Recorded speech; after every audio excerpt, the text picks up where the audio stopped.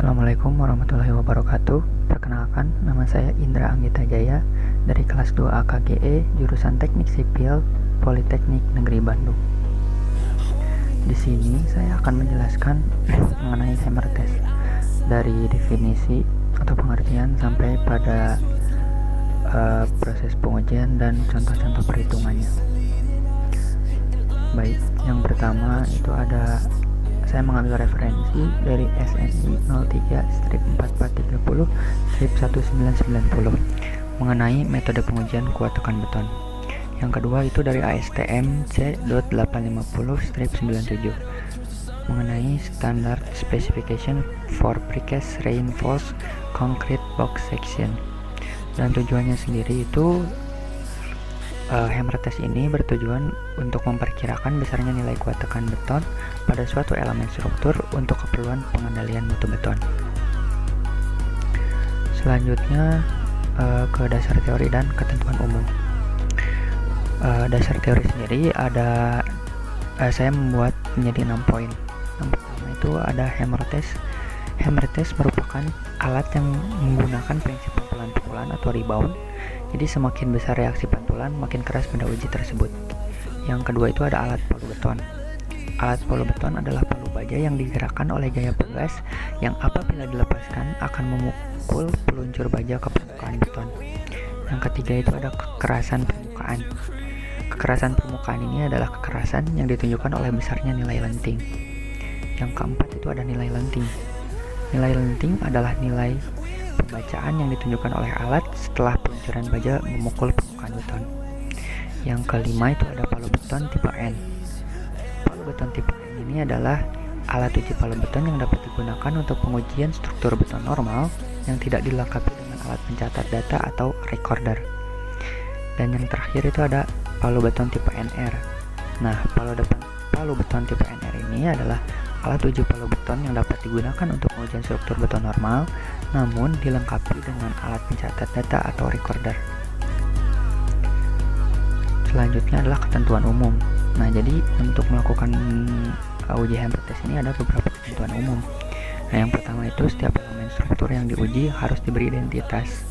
Yang kedua itu palu beton yang dipakai harus sudah dikalibrasi sebanyak 10 kali dengan testing and fill sesuai dengan ketentuan yang berlaku atau petunjuk dari pabrik pembuatnya. Berlanjut kepada ketentuan bidang uji dan ketentuan arah pukulan. Pertama, ini ada ketentuan bidang uji. Nah, jadi bidang uji pada elemen struktur harus memenuhi ketentuan sebagai berikut. Yang pertama, permukaan beton yang akan diuji harus merupakan permukaan yang padat, rata, halus, dan tidak dilapisi oleh plesteran atau bahan pelapis lainnya. Yang kedua itu ada bidang uji yang dipilih harus kering dan halus, bebas dari tonjolan-tonjolan atau lubang-lubang. Dan yang terakhir ini adalah lokasi-lokasi bidang uji harus ditentukan sesuai dengan dimensi elemen struktur dan jumlah nilai uji yang diperlukan untuk perhitungan perkiraan kekuatan beton nantinya.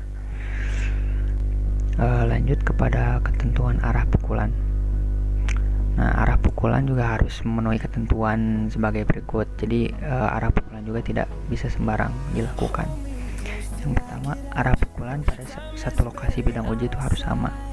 Yang kedua, pada pengujian dengan arah pukulan tidak horizontal, nilai lenting rata-rata harus dikoreksi dengan nilai inklinasi sesuai dengan petunjuk penggunaan alat palu uji yang bersangkutan. Lanjut ke sudut inklinasi dan rumus. Nah, ini jadi ada beberapa sudut inklinasi pada uji hammer test. Yang pertama itu alpha 0 derajat yang ditunjukkan oleh gambar yang paling sebelah kiri. Yang kedua itu ada alpha min 45 derajat. Yang ketiga itu ada alpha min 90 derajat yang arahnya ke bawah. Dan yang terakhir itu alpha 90 derajat yang arahnya ke atas. Nah, untuk alpha 0 derajat ini tuh contohnya seperti kolom di bangunan-bangunan. Kalau yang 45 derajat itu juga mungkin ada struktur-struktur yang mungkin memang miring 45 derajat. Nah, ini pengujiannya seperti itu.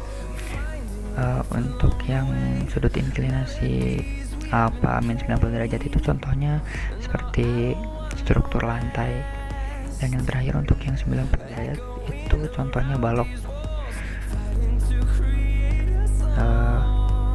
Lanjut kepada rumus perhitungan. Yang pertama itu untuk menghitung kalibrasi, nilai kalibrasi. Nah, dapat dilihat di sini ada beberapa elemen. Yang pertama itu ada N, maksudnya itu jumlah pukulan, lalu R kecil yaitu besar pukulan atau rebound, yang R besar atau angka rebound rata-rata, AK atau singkatan dari angka kalibrasi, dan nilai 80 itu merupakan standar kalibrasi. Catatan, AK diperhitungkan bila R berada di luar range 78 sampai 82, ya rata-ratanya 80. Yang kedua itu menghitung kuatakan beton rata-rata. Rumusnya dapat dilihat seperti pada keterangan di bawah. Ketiga itu menghitung standar deviasi, dan rumusnya juga dapat dilihat pada keterangan di bawah. Dan yang terakhir itu menghitung kuatakan beton karakteristik. Nah, ini juga dapat dilihat di keterangan di bawah, di mana K sama dengan konstanta. Nah, catatan, K sama dengan 1,64 karena jumlah benda uji 20 buah dengan cacat 5%. Nah, sedangkan bila K-nya sama dengan 1,23 itu karena jumlah benda ujinya itu 10 buah, kurang dari 20 buah. Lanjut kepada alat dan bahan. Nah, yang pertama itu ada hammer test. Nah, hammer test ini merupakan alat uji untuk menentukan nilai kuatakan beton pada suatu elemen beton nantinya. Nah, yang kedua itu ada anvil test. Nah, anvil test ini berfungsi sebagai alat untuk mengkalibrasi hammer test sebelum nanti dilakukannya pengujian. Yang ketiga itu ada penggaris siku. Penggaris siku ini berfungsi untuk sebagai tanda bahwa beton uji yang nanti dipakai itu sudah benar-benar rata. Yang keempat itu ada kapur. Nah, fungsi kapur ini untuk menandai beton yang akan diuji nantinya. Yang kelima itu ada jas lab yang berfungsi untuk melindungi pakaian kita agar jangan sampai terkena kotoran-kotoran saat nanti dilakukannya pengujian. Yang keenam itu ada safety shoes, berguna untuk melindungi kaki dari alat-alat berat ataupun nantinya ada pada saat proses pengujian. Dan yang terakhir itu ada benda ujinya, yaitu betonnya yang sudah diberi identitas dan sudah diberi tanda-tanda seperti ini. Lanjut kepada prosedur pengujian.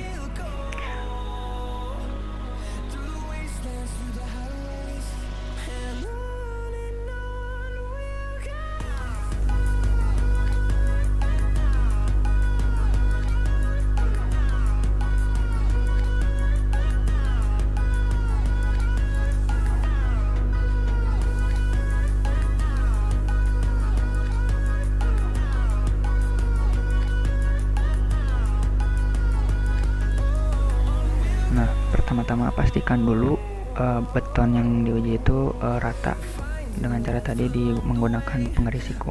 Yang kedua, pastikan beton ini bersih, jadi nggak ada tempelan-tempelan atau plesteran-plesteran dan lain-lain. Lalu yang ketiga itu diberi tanda seperti ini, kotak seperti ini pada beton uji dengan ukuran masing-masing itu 2,5 dikali 2,5 cm. Fungsinya itu supaya nantinya tidak terjadi kesalahan atau kemiringan pada saat pengujian. Lalu lakukanlah uji tekan seperti ini pada tiap titik, jadi harus sama. Setelah pengujian selesai, olahlah data hasil pengujian seperti berikut yang ditampilkan pada layar berikut. Oke, yang terakhir itu ada perhitungan dan kesimpulan. Nah, ini perhitungan ini diambil dari data hasil pengujian yang ditunjukkan pada video sebelumnya. Jadi untuk menghitung angka kalibrasi seperti yang ditunjukkan pada rumus sebelumnya, itu AK sama dengan 80 dibagi R rata-rata. 80 itu tadi sudah ketentuan, dan 74,3 itu dapat dilihat pada kolom kecil di sudut kanan atas pada data hasil pengujian. Itu ada sebagai rata-rata, jadi rata-rata 74,3.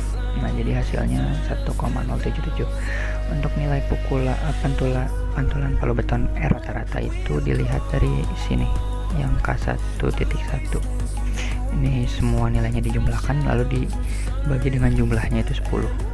Nah, hasilnya 34. Lalu nilai pantulan palu beton R rata-rata terkoleksi alat itu maksudnya setelah dikalibrasi. Jadi ada angka koreksi. Dikalikan antara ini hasil rata-rata pantulan palu beton dengan angka koreksinya. Hasilnya 36.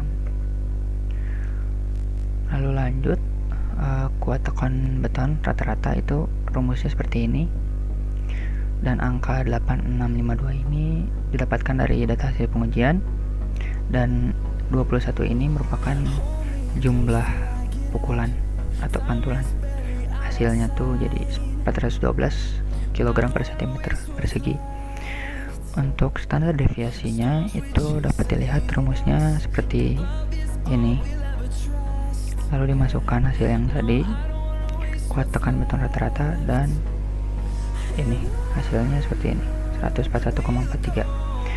Lalu kuat tekan beton karakteristik dengan rumus seperti ini. Lalu masukkan angka-angka tadi, dan hasilnya 180 kg per cm persegi. Untuk yang terakhir itu ada perbandingan hasil perhitungan dengan kuat tekan rencana. Nah, jadi dimisahkan dulu, kuat tekan rencananya itu sama dengan 300 kg per cm persegi. Lalu dikalikan 80%. Hasilnya itu 840 kg per cm persegi. Keterangan bahwa kuat tekan beton yang real itu sama dengan 180 kg itu kurang dari kuat tekan beton rencana yang dikalikan 80%.